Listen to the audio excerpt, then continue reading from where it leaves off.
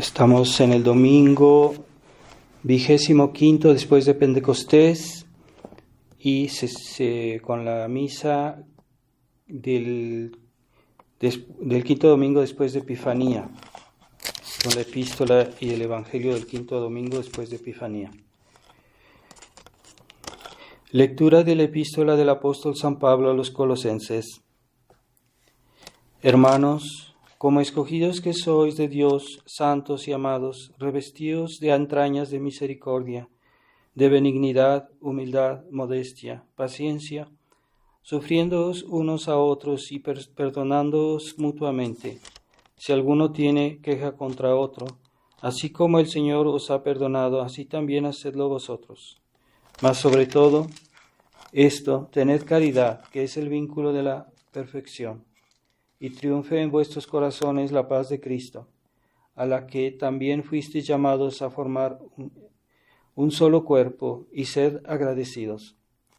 La palabra de Cristo more en vosotros abundantemente con toda sabiduría, enseñándoos y amonestándoos unos a otros con salmos, himnos y cánticos espirituales, cantando de corazón con gracia o edificación las palabras a Dios. Cualquier cosa que hagáis, sea de palabra o de obra, hacedlo todo en el nombre de nuestro Señor Jesucristo, dando gracias a Dios Padre por medio de Jesucristo, Señor nuestro. Continuación del Santo Evangelio según San Mateo. En aquel tiempo dijo Jesús a las turbas esta parábola. El reino de los cielos es semejante a un hombre que sembró buena simiente en su campo. Y mientras dormían los hombres, vino cierto enemigo suyo, y sembró cizaña en medio del trigo y se fue. Estando ya el trigo en flor y apuntando la espiga, apareció también entonces la cizaña. Y llegando los criados del padre de familia le dijeron: Señor, ¿no sembraste buena simiente en tu campo? ¿Cómo es que tiene cizaña? Les contestó: algún enemigo mío ha hecho esto. Replicaron los criados: ¿quieres que vayamos a quitarla? No, les respondió, no sea que al arrancar la cizaña arranquéis con ella el trigo. Dejad crecer uno y otro hasta la siega. Que al tiempo de la siega diré a los segadores: tomad primeramente la cizaña y atadla en manojos para quemarla, mas el trigo recogedlo en mi granero. Antes de comenzar, quisiera recordarles que todos los años conmigo, mis fieles y yo renovamos la consagración según el método de San Luis María Grignon de Montfort, en el espíritu de San Luis María Grignon de Montfort. Y comenzamos, como San Luis de Montfort recomienda, hacer un mes de preparación antes de hacer la consagración, sea por primera vez o también cuando se renueva. Entonces yo recomiendo renovarla todos los años. Y como nosotros la hicimos el día de la Virgen de Guadalupe, pues entonces comenzamos un mes antes de la fiesta de la Virgen de Guadalupe. Entonces se comienza en principio el día 12 de noviembre, que son normalmente 12 días para librarse del espíritu del mundo, después seguidos de 3 semanas, 6 días, que se siguen para meditar primero el conocimiento de sí mismo, después el conocimiento de la Virgen María y después el conocimiento de Jesucristo. Ya están en mi canal las meditaciones, se pueden seguir estas meditaciones cada día correspondiente y es bueno, como es una meditación muy bien hecha del padre Avidano, es un libro que yo conocí en Italia, es un padre que hizo un libro de piedad y en el cual él ayuda a hacer esa preparación a la consagración. Entonces cada día tiene su meditación y yo recomiendo, como no es muy larga esta meditación, se puede oír una segunda vez o incluso una tercera cada día en este tiempo de preparación a la consagración.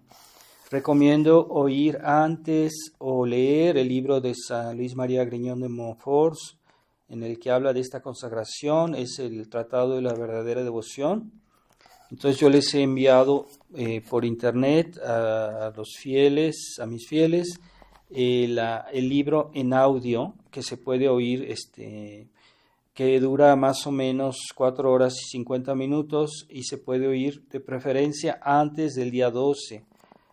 Como es en audio, es muy fácil ponerlo y estarlo oyendo durante el día, de preferencia antes de comenzar las meditaciones. Si no alcanzan, pues pueden terminarlo un día o dos después, puede ser, y ya entonces van a entender el espíritu de la consagración y la van a hacer bien. Entonces yo envié la información a mis fieles por correo electrónico y traten de leerla bien, porque esa consagración hay que hacerla bien y no es tan simple hacerla bien. Entonces ahí está toda la explicación. Traten de hacerla como debe ser. En este tiempo que necesitamos mucho la protección de la Virgen María, incluso los tradicionalistas, yo sé de muchos casos de tradicionalistas que se han desviado, que han hecho errores, incluso graves. Entonces hay que confiarse mucho a la protección de la Virgen para que nos mantenga en la humildad. Pienso que sobre todo es una cuestión de humildad. A veces las personas se desvían porque son un poco de soberbia, un poco de suficiencia y entonces terminan mal. Entonces hay que pedir mucho a la Virgen su protección y que nos comunique su espíritu de humildad, de sumisión a Dios. En el nombre del Padre, del Hijo y del Espíritu Santo. Amén. Ave María Purísima, sin pecado. Hemos escuchado el Evangelio de la cizaña y el trigo. Este Evangelio nos muestra claramente, ¿verdad?, la enseñanza de Dios de que existe en esta tierra el bien y el mal. Normalmente, cuando Dios creó la tierra, pues no existía el mal, porque Dios hizo una obra perfecta, pero el mal se introdujo y debemos tener conciencia de esa realidad. Los errores modernos, especialmente el liberalismo, el naturalismo, quieren hacernos creer que el mal no existe y que la naturaleza, tal como es hoy en el mundo, es algo que no tiene nada de malo, que es perfecta y que los hombres nacen buenos. Sí, el hombre fue creado bueno, fue creado sin problemas, pero hubo una desviación después, y entonces el mal se introdujo por la tentación diabólica y el primer pecado, que es la semilla de los nuevos pecados, los pecados posteriores, y hay que tener conciencia que existe el mal en el mundo y que hay que cuidarse de él, que existe gente buena, que existe gente mala, y que hay que saber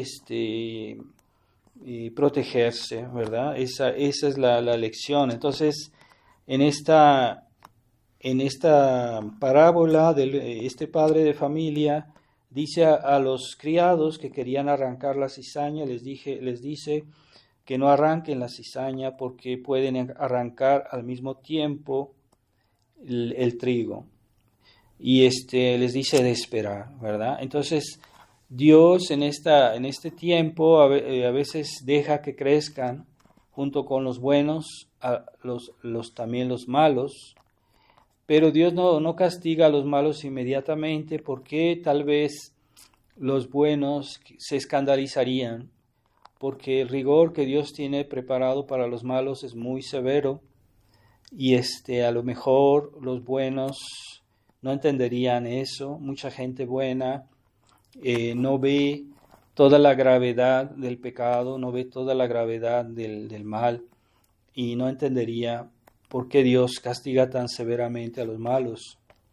Entonces, para que los buenos no se escandalicen o no se desorienten, Dios dice, vamos a esperar, ¿verdad? Vamos a esperar a que crezcan tanto el trigo como la cizaña, y a su tiempo, entonces, cuando vendrá Dios al momento del juicio, entonces los ángeles van a arrancar la cizaña y van a llevar el trigo como dice, en mi granero, es en el cielo. Y en ese tiempo, en ese momento, Dios mostrará toda la malicia de los malos y la gravedad del pecado. Entonces los buenos podrán entender por qué Dios es tan severo con el mal. Y se arrancarán la cizaña y el trigo. Pero todavía no hemos llegado a ese momento, así que estamos en un periodo en el cual Dios nos da la oportunidad, como dice San Agustín, de hacer méritos, y los malos existen. Dios nos permite que haya gente mala, sea porque los malos un día algunos se convertirán, puede ser, no sabemos si, cuántos y quiénes, o sea porque Dios permite que existan los malos para que los buenos crezcan en mérito, en virtud, en práctica de buenas obras y en la paciencia, soportando los malos y haciendo méritos en las persecuciones, en los males que vienen de esas gentes que no quieren someterse a Dios. Entonces, pero los malos, Dios no tiene ninguna consideración. Es decir, los que no quieren aceptar a Dios, que no quieren, a pesar de tantas razones que tienen de obedecer y someterse a Dios, entonces pierden todos sus derechos y no tienen derecho a nada. Eso es lo que muchos buenos no entienden. Entonces, todos los derechos que podamos tener vienen de nuestra sumisión a la ley de Dios, al plan de Dios, y fuera de eso no hay derechos. Entonces, los malos no existen, el mundo no existe para que los malos sean felices, porque ellos no tienen derechos, no tendrán misericordia de Dios, porque ya la han tenido en esta vida, y en esta vida Dios da oportunidades, muchas oportunidades, para que nos sometamos a su ley, a su voluntad, pero aquellos que no han querido y que no quieren y que hacen el oído duro, el oído sordo a tantas advertencias, a tantas oportunidades que Dios nos da en esta vida, pues entonces pierden sus derechos. Así que eso de los derechos humanos que pregona liberalismo, el naturalismo, es una ilusión. Eso no es verdad. Los derechos vienen de Dios nada más. Y los derechos humanos no tienen, si se pudiera hablar de derechos humanos, es con una raíz en los derechos de Dios siempre.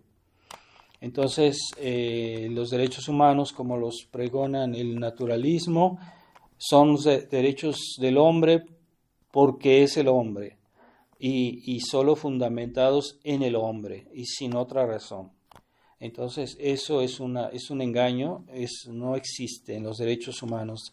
Si hay derechos humanos, siempre se fundamentan en los derechos de Dios. Entonces yo tengo derechos si hago la voluntad de Dios, si sigo su ley, si obedezco a sus leyes. En ese sentido, sí.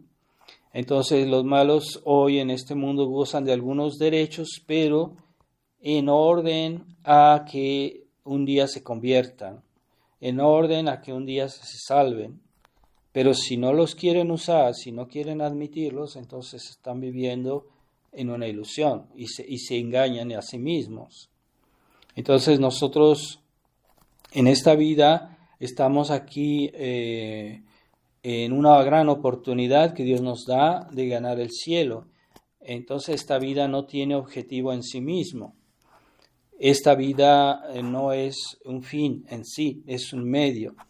Y es lo que no entienden aquellos que son naturalistas, que son liberales y que quieren hacer de esta vida un objetivo, que quieren hacer de esta vida solo buscar el placer, la riqueza, la abundancia, y no, todas las cosas que Dios nos da en esta vida que podemos usar ciertamente, que son útiles, pero son siempre en ese espíritu de medio, son medios para ganar el cielo y no como un objetivo en sí mismos. Entonces, los malos se deleitan mucho en las cosas de este mundo, en el comer, en las diversiones, en todo tipo de placeres, y es su objetivo, ¿no? Y creen algunos malos cristianos que así de todos modos se van a salvar, pero no. Dios nos da en esta vida todas esas cosas de una manera que son medios para ganar el cielo. Incluso también Dios nos da alguna alegría, algún placer, claro que sí, pero nosotros debemos usarlos como para tener más fuerza, más energía y más entusiasmo en seguir sirviendo a Dios. Así que si Dios nos da algo bueno, algo, comida, lo que sea, es para restaurar nuestras fuerzas, para servir a Dios y servirlo bien, y no como un fin en sí mismo. Así que los buenos utilizan de los bienes de esta tierra como un medio, como una cosa transitoria, que sí puede ser útil, pero no es un objetivo en sí mismo. Y esa es la diferencia. Entonces tengamos cuidado de no afeccionarnos a las cosas de este mundo, usémoslas con desapego. Sí, Dios nos da ciertas alegrías, claro que sí, pero no nos detengamos en eso de una manera excesiva. Y ahí consiste, es un pecado, ¿verdad? El apego a las cosas terrenas de una manera desordenada. Y si hablamos desordenada, quiere decir que hay que usarlas de una manera ordenada. ¿Ordenada a qué? A Dios, al cielo, a nuestra salvación. Y eso es una vida realmente buena, aquellas personas que usan de esta vida así y que no se apegan a los bienes terrenos y a los placeres. Y también de la conciencia de que en este mundo existe el mal. Entonces sí, existen las personas que quieren obedecer a Dios y existen las personas que no quieren. O existen aquellos que pretenden, y eso es mucho más engañoso, aquellos católicos liberales que pretenden servir a Dios, pero lo quieren servir viviendo según el mundo y aceptando la tibieza, la falta de generosidad, la falta de aceptar todo el espíritu del Evangelio, que también consiste en la abnegación, en la obediencia, en la paciencia, en esas cosas, esas virtudes que hoy el mundo rechaza, ¿no? La obediencia, mucha gente la tiene en horror, como algo, tienen horror de obedecer, tienen horror de aceptar órdenes de una manera sumisa.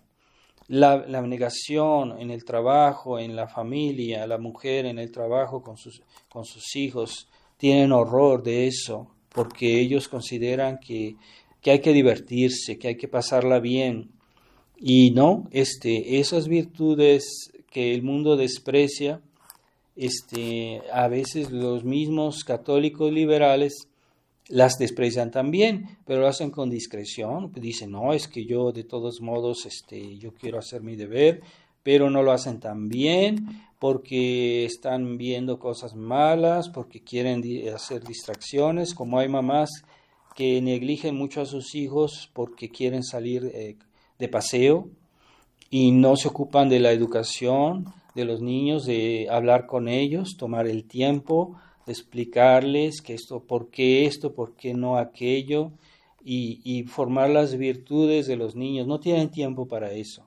Hay incluso mamás que no tienen tiempo de cocinarles, no los alimentan bien porque ahí andan de mundanas y quieren divertirse y los dejan negligen a los hijos y no asumen todas sus obligaciones porque eso contradice su espíritu de diversión, de mundanidad. Y eso es típico de los católicos liberales, ¿verdad? Entonces, hay algunos que sí reconocen que existe el mal, pero no reconocen que existe todo el mal. O sea, no, sí, yo soy católico, yo acepto a Dios, etcétera, pero no quiero aceptar todas las obligaciones y todo el espíritu cristiano. Entonces, no ven el mal en toda su dimensión y están minimizando sus obligaciones, minimizando sus deberes y diciendo, es que Dios no me pide tanto, o sea, Dios no quiere. Entonces, son esas personas que por cualquier cosa se separan, destruyen el hogar, porque no quieren aceptar que tienen una mujer difícil, un hombre que no quiere aceptar, entonces destruye su hogar y deja la familia. O también hay mujeres así, que tienen un hombre, un marido que es difícil y entonces no quieren asumir pues esa obligación, ¿verdad? Que es de por vida de cuidar a sus hijos, y los hijos necesitan un padre y necesitan estabilidad. Sí, pero yo no quiero estar sufriendo a esta persona toda la vida y así, entonces nos vamos a divorciar. Entonces eso es falta de abnegación, y es por eso que es muy bien, hay casos muy extremos que puede justificarse una separación, pero nunca el divorcio. Pero hoy las personas por cualquier detalle destruyen el hogar y dejan a los niños así, sin padre o sin madre, y eso es uno de los deberes fundamentales del matrimonio, ¿verdad? Primero están los hijos antes que los esposos, y el amor y la felicidad de los esposos está al servicio, está después que el bien de los niños. Entonces eso no lo entienden esos católicos liberales que están contagiados, que están contaminados del espíritu que hoy fluye en la sociedad, ese espíritu liberal, ese espíritu naturalista, ese espíritu hedonista. Esa es la persona que busca el placer por el placer y nada más. Esos son hedonistas. Entonces, ellos no ven el mal de muchas cosas, y es el problema, que por eso no funciona bien el mundo cristiano, no funciona bien, porque los católicos están contaminados de ideas que vienen de fuera, que vienen del mundo, pues como digo, el liberalismo, pero también el hedonismo, también el protestantismo, que también en las familias hay mujeres que consideran que no deben obedecer a su marido y que el marido no es el jefe del hogar, o sea, el marido tiene la autoridad. Entonces se consideran ellas a igualdad con su marido, y eso es un error que no está. Si uno se fija bien en la Biblia, en la Revelación, San Pablo recomienda a las mujeres obedecer a sus maridos. No quiere decir que el marido deba ser un tirano o que la mujer no tenga una cierta autoridad en el hogar. En el rito toledano, cuando se casa cuando del matrimonio, se dice al esposo, se le dice, compañera te doy y no esclava. Es decir, ese es el espíritu de la Iglesia. No quiere decir que el marido puede hacer lo que quiera, no, pero sí tiene la autoridad principal. La madre tiene autoridad también, una poco compartida con su esposo, pero el esposo tiene la autoridad principal. Y eso es lo que las mujeres católicas con espíritu liberal no quieren entender y consideran que es una tiranía, que es un abuso, porque puede haber abusos, pero eso no quiere decir que el concepto de obediencia sea abusivo. No, el concepto de obediencia es algo bueno y eso se aplica a muchos niveles. Entonces también puede pasar que fieles, viendo hoy la crisis de la Iglesia y los abusos que hay de parte del Papa, de parte de los obispos modernistas, abusos de autoridad. Entonces creen que también con un sacerdote que es de la tradición, que entonces están así como pensando que todo lo que él hace puede ser un abuso y que todo lo que él dice puede ser un abuso, entonces no obedecen como debieran obedecer. Pero esa situación puede pasar dentro o pasa dentro de la iglesia moderna, de la iglesia conciliar, pero no forzosamente cuando alguien en una familia buena o en una parroquia de la tradición,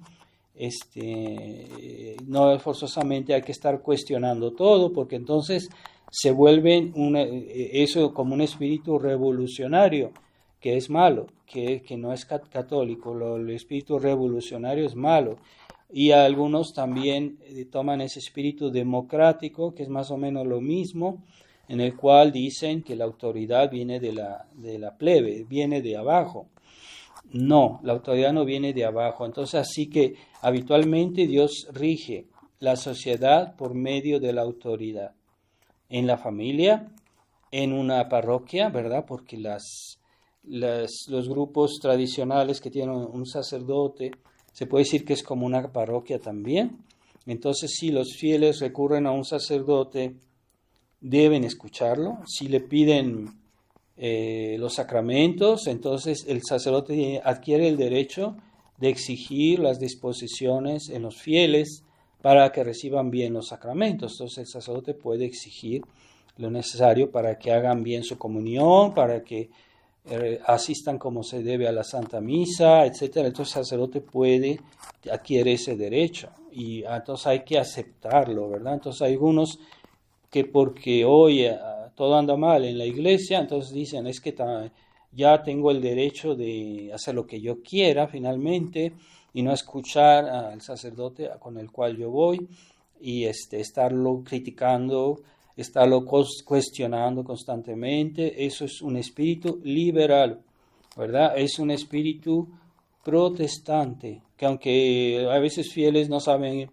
en qué consiste el espíritu protestante, pero de hecho lo tienen, porque hoy eso está en el ambiente, en la sociedad, y la gente lo vive hoy y se contagia, y todos tenemos algo así, en algo estamos contagiados por ese espíritu, todos nosotros tenemos algo que tal vez es un poco liberal, ¿eh? Entonces debemos tener mucho cuidado en ver por qué hacemos las cosas, por qué decimos las cosas y ver cuál es el espíritu de la iglesia, ¿verdad? Entonces, los enemigos de Dios siempre han combatido la iglesia más que otras cosas. ¿Por qué?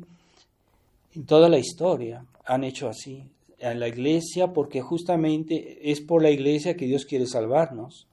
Entonces, sí, si hay algún sacerdote que comete un error, que hace un pecado, ellos lo evidencian y lo anuncian a los cuatro vientos para que atacar a la iglesia, ¿verdad? Precisamente. Entonces, ciertamente en la iglesia hay miembros de la iglesia que están enfermos, pero eso no debe ser atribuido a la iglesia, como hace el Papa Francisco, dice, y que además incluso de cosas falsas, ¿verdad? Pero dice, es que la iglesia tiene que pedir perdón, la iglesia tiene que excusarse, la iglesia cometió esta injusticia.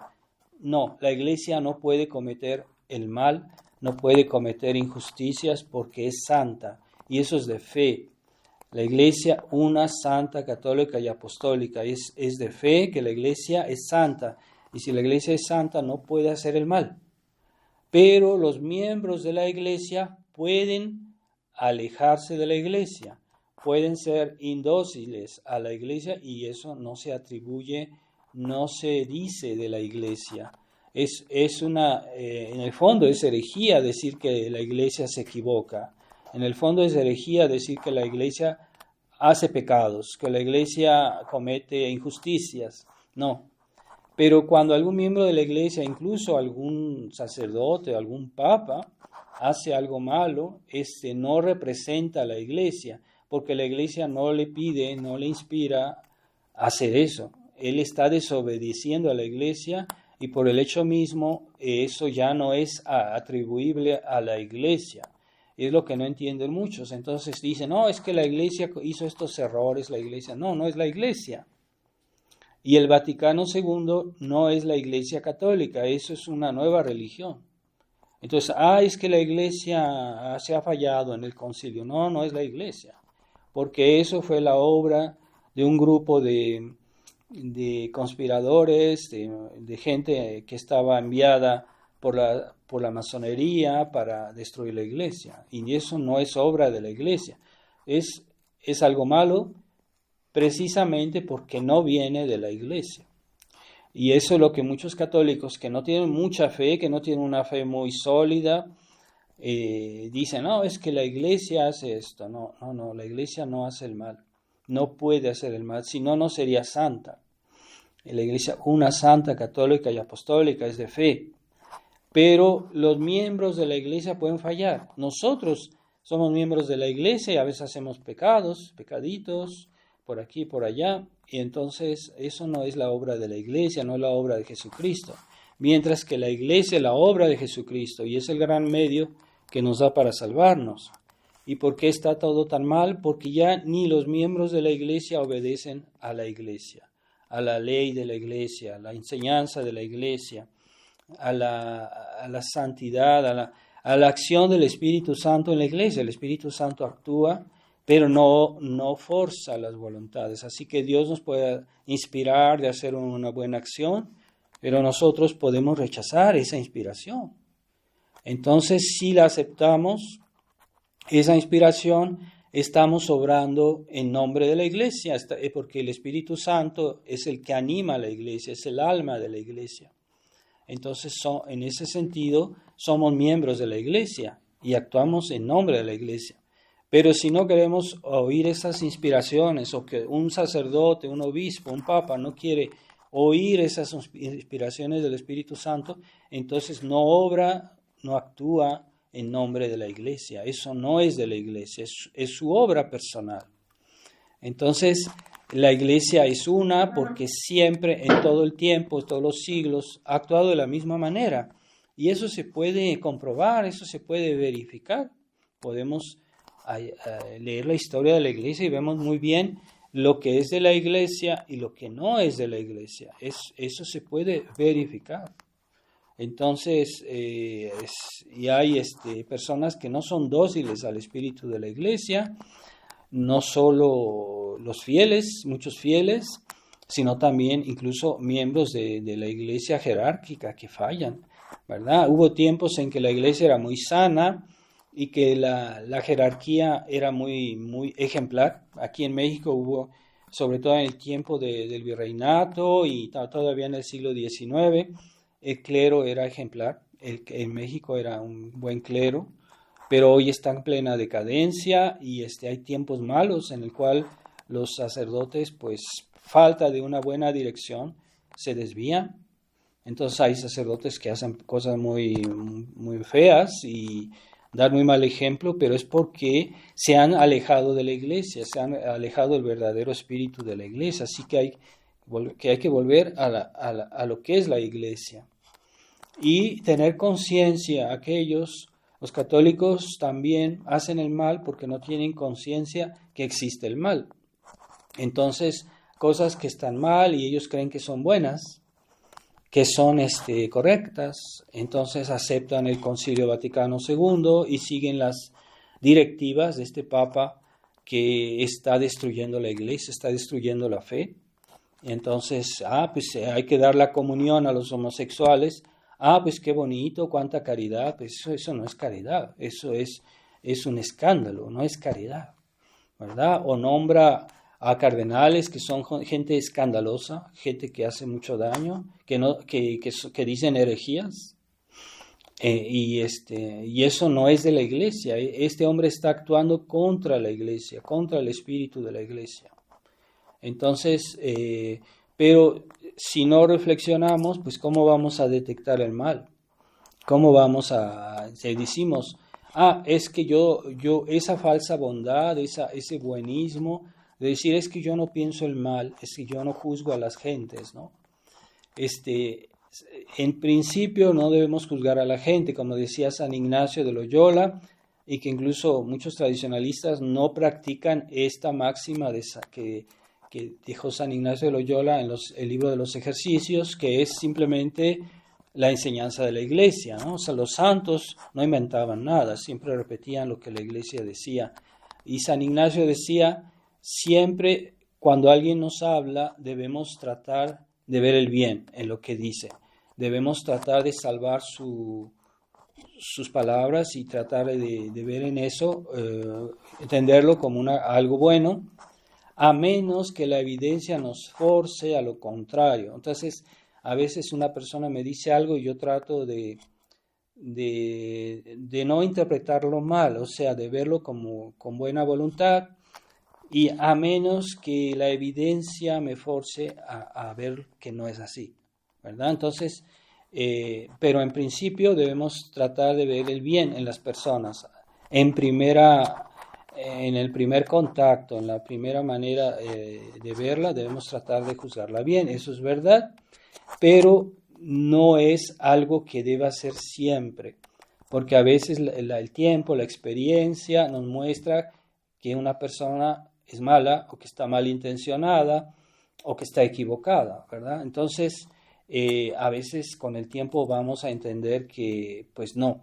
que eso que nos dicen no es correcto, o que eso que hace una persona no es un buen ejemplo, aunque lo haga incluso por ignorancia, por buena voluntad, puede pasar, pero cuando la evidencia nos muestra lo contrario, entonces debemos aceptarlo, ¿verdad? Hay tradicionalistas que son muy severos y que todo lo que uno les dice en primer término lo ven como lo interpretan mal, o sea, y eso está mal, eso es faltar a la caridad realmente, pero nosotros debemos siempre en primer término ser benignos con lo que nos dice, con las personas, y ya después en segundo término, si constatamos que hay algo anormal, que hay algo que no es correcto, entonces sí podemos decir, entonces no es así. Pero en primer término debemos interpretar bien todo lo que la gente nos dice. Debemos tratar de ver el bien en lo que nos dicen, en lo que dice San Ignacio, es el espíritu de la iglesia. Y ya después, si constatamos que hay algo anormal o que algo evidente que no se puede negar, entonces en ese caso ya podemos decir, no, es que aquí no hay algo que no está bien. Entonces, pero debemos a veces no estar así, ser buenos, pero no ingenuos. Entonces hay personas que ven algo que una persona la toman por una persona buena, y después hay hechos, hay evidencias de que esa persona es una persona peligrosa o nociva, pero ellos no quieren rendirse a la evidencia y siguen diciendo, es que yo no quiero pensar mal, es que yo no juzgo mal, es que yo soy bueno. Entonces siempre siguen y nunca salen de su ignorancia, y siempre siguen pensando que es un juicio temerario ver la evidencia de que algo está mal. Entonces, en ese caso no es pecado y es incluso una obligación, ¿verdad? Es un padre de familia que ve que sus hijos tienen amigos o amigas que son dudosos. Bueno, al principio él trató de verlos con benignidad, pero ya después se dio cuenta que esas personas son nocivas como amigos, como amistades de sus hijos. Entonces el papá no puede quedarse con los brazos cruzados y decirle a los hijos, pues sigue con él, no hay problema, es que yo no pienso el mal, yo soy buena gente, no quiero juzgar, como dicen muchos católicos liberales, yo no quiero juzgar. Y entonces dejan que sus hijos sean corrompidos por malas amistades, por malas compañías, por malas personas malintencionadas, y no son vigilantes y decirles, mira, con esa persona no quiero que te juntes, te lo prohíbo, y si no lo haces te voy a castigar. O sea, se necesita que haya una hombría en los padres, que sean varoniles, que sepan decir no. Entonces hay papás que toda la vida se la pasan dando largas a las cuestiones y nunca les han prohibido a sus hijos nada. Entonces los niños crecen con ese espíritu de libertad, y ya cuando son grandes pues es imposible dominarlos y controlarlos, porque no saben obedecer, no tienen respeto por sus papás, porque sus papás nunca les infundieron el espíritu de obediencia, de sumisión y de aceptación de lo que le dice la autoridad. Entonces después sus hijos se corrompen y los papás siguen diciendo, ¿por qué hace eso? ¿Por qué hizo eso? Son ellos los culpables, los papás. Entonces no quieren una educación en la cual no se reconoce que existe el mal. Eso es desastrosa para los niños, es desastrosa la educación en la cual no se ve el mal en ningún lado. Porque mi hijo es muy buena gente, es un angelito, pero hay niños que hacen cosas malas y los papás ni se preocupan por saber, por investigar, por estar al tanto, y entonces después se extrañan que los niños hacen cosas malas, o que no ven que su amiguito o su amiguita les están dando malos consejos o malos ejemplos. Y ya que se dan cuenta es ya demasiado tarde. O sea, no hay ese sentido de previsión antes de que pasen las cosas. Ciertamente el mal existe y hay que estar al tanto, hay que estar prevenidos. Y eso es muy importante en nuestra época, conocer que existe el mal. No es de esa manera, de esos católicos laxistas que quieren leer libros malos, que quieren ver malas películas para conocer el mal. No, esa no es la manera de conocer el mal. Hay una profecía que dice de Jesucristo que Él comerá miel y mantequilla para que sepa discernir el bien, conocer el bien y condenar el mal. No dice que coma cosas malas para conocer el bien, no, que coma cosas buenas. Porque cuando uno conoce bien el bien, enseguida discierne dónde está el mal. No necesita leer malos libros, no necesita ver pornografía, no necesita cosas malas. Cuando uno conoce bien las cosas buenas, enseguida detecta el mal. No necesita, pero hay libros buenos, católicos, que nos explican ciertas cosas que son malas, pero ya nos da al mismo tiempo, nos da el antídoto. Entonces esos libros sí hay que leerlos, los buenos libros católicos que hoy ya no se encuentran, pero se pueden conseguir actualmente en documentos digitales. Por eso yo puse a disposición de mis fieles una biblioteca digital donde explica la doctrina cristiana, pero también nos explica el mal, o sea, los errores modernos, las cosas malas que hay en la tierra. Entonces ahí los fieles pueden encontrar la explicación, ¿verdad? Por eso es bueno instruirse y leer, porque hay males que hay gente que no conoce, o hay males que la gente no imagina. Entonces es necesario leer para informarse, conocer el mal. Existe el mal y hay que vivir en función de eso. Por eso estamos en un tiempo en el cual todavía está mezclada el trigo y la cizaña. En este mundo existen cosas buenas, existen cosas malas, y así es. Todavía no ha venido el juicio de Dios. En este mundo existe el mal, y entonces hay que tener espíritu combativo espíritu de discernimiento, criterio, formar el criterio de los niños. Es que yo nunca le hablo mal de nadie a mis hijos. No, sí, a veces es necesario explicarles que hay gente anormal, para que los niños se protejan, para que los niños sean conscientes. Ciertamente uno no se les dice todo, pero sí se les puede explicar algo.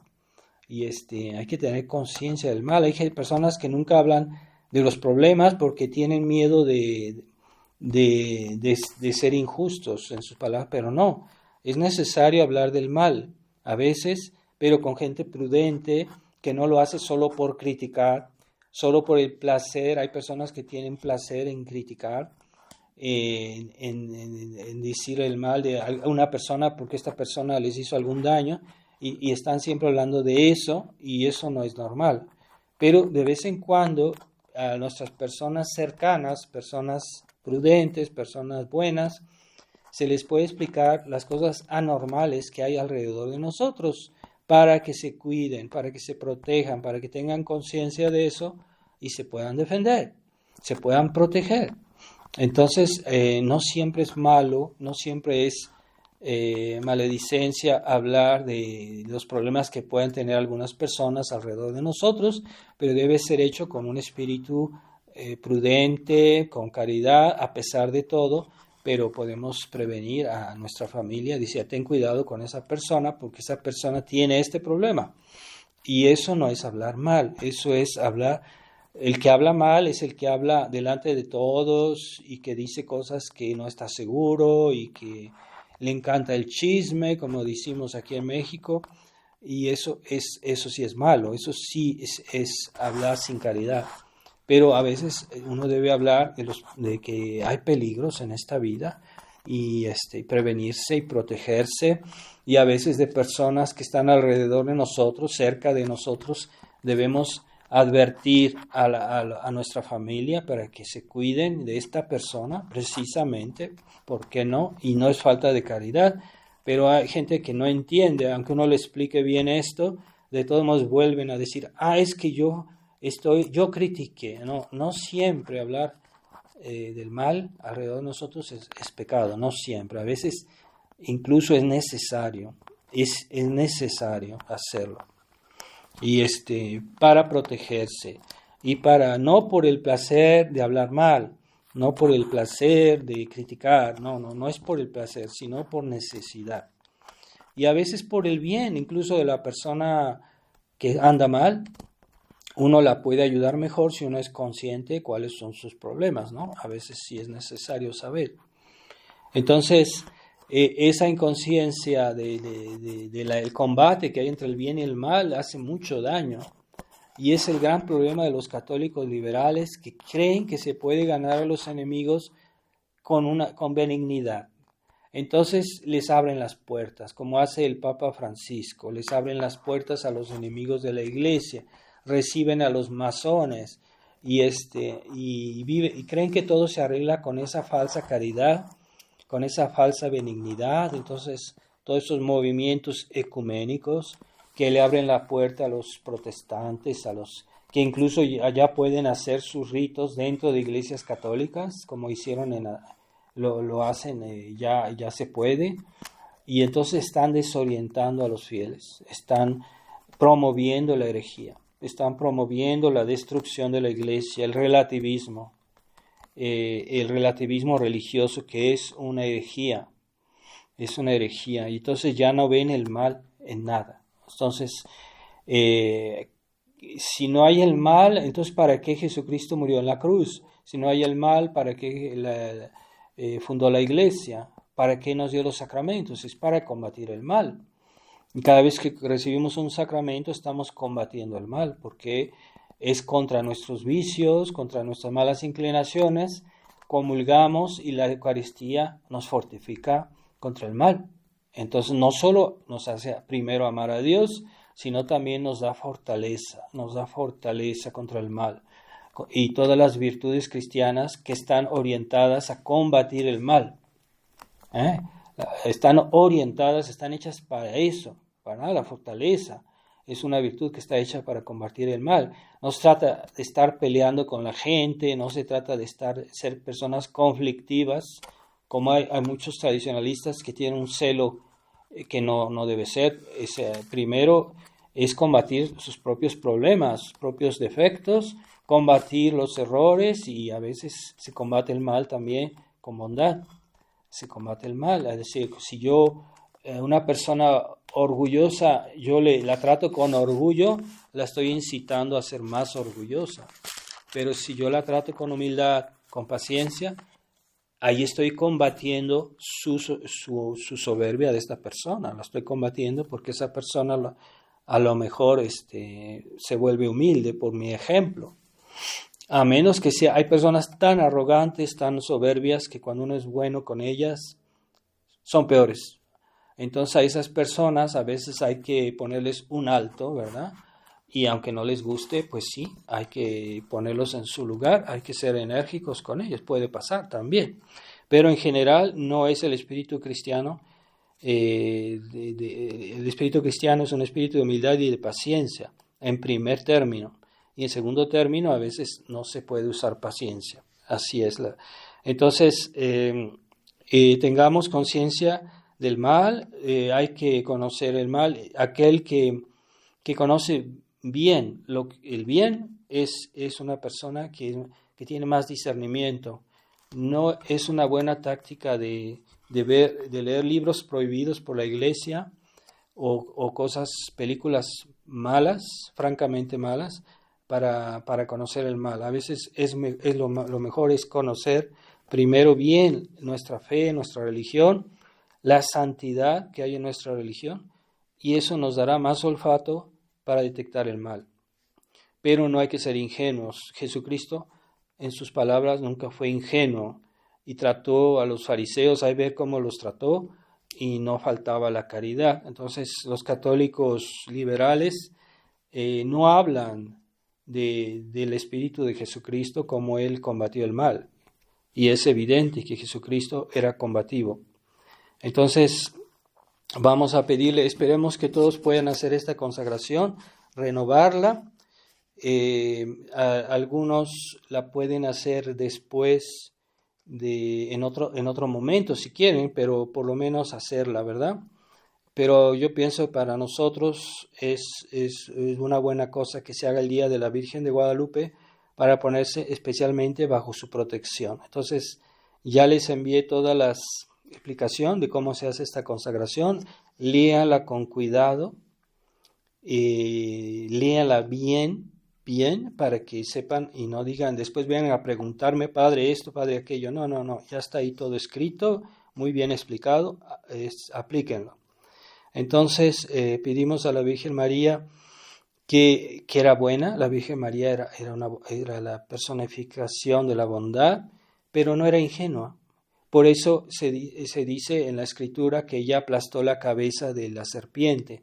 Entonces hay muchos que ven en la Virgen una persona ingenua, que solo es buena, que solo es dulce, No, la Virgen era enemiga de la serpiente.